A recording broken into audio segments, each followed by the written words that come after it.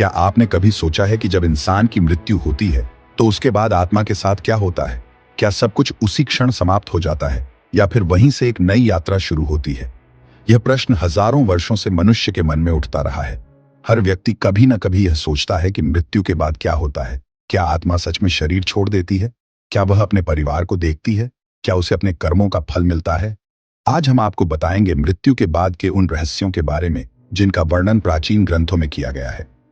कहा जाता है कि जब मनुष्य अंतिम सांस लेता है तब उसके जीवन के बीते हुए दृश्य उसकी आंखों के सामने एक चलचित्र की तरह गुजरते हैं। बचपन से लेकर अंतिम क्षण तक की हर याद, हर कर्म, हर रिश्ता कुछ ही पलों में सामने आ जाता है। जिन लोगों को उसने प्रेम दिया, जिनसे उसने गलतियां की, जिनकी मदद की, सब कुछ उसे दिखाई देता है। उसके बाद शरीर शांत हो जाता है, लेकिन आत्मा की यात्रा शुरू होती है।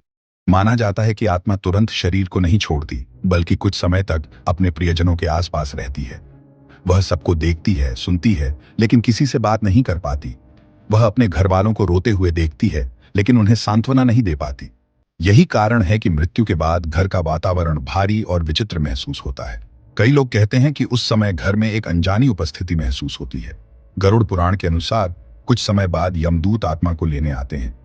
जिन लोगों ने जीवन में अच्छे कर्म किए होते हैं उनके लिए यह यात्रा सरल होती है, लेकिन जिन्होंने पाप और अन्याय किया हो उनके लिए यह मार्ग कठिन और कष्टदायक बताया गया है। कहा जाता है कि आत्मा को एक ऐसे मार्ग से गुजरना पड़ता है जहां उसे अपने कर्मों का फल अनुभव होता है। जो दुख उसने दूसरों को दिया वही उसे महसूस होता है। जो सुख उसने बांटा वही उसे सहारा देता है।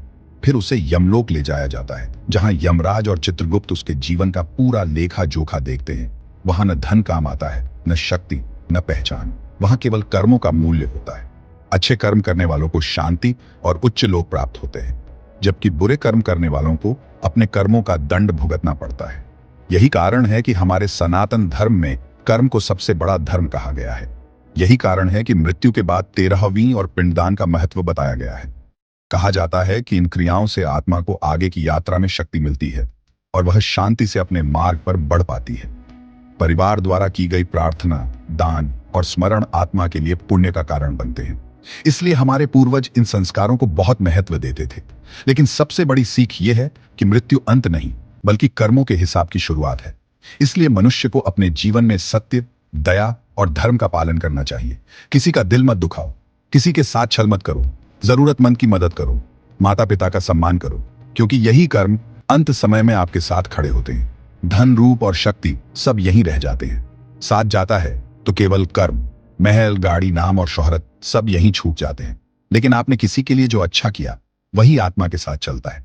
इसलिए याद रखो, जीवन ऐसा जियो कि मृत्यु भी तुम्हें सम्मान से विदा करे। समय रहते अच्छे कर्म करो, प्रेम बांटो, सत्य का साथ दो, क्योंकि अंत में इंसान नहीं, उसके कर्म अमर होते हैं। और अगर आप भी मानते हैं कि अच्छे कर्म ही सबसे बड़ी पूजा है तो कमेंट में हर हर महादेव जरूर लिखें।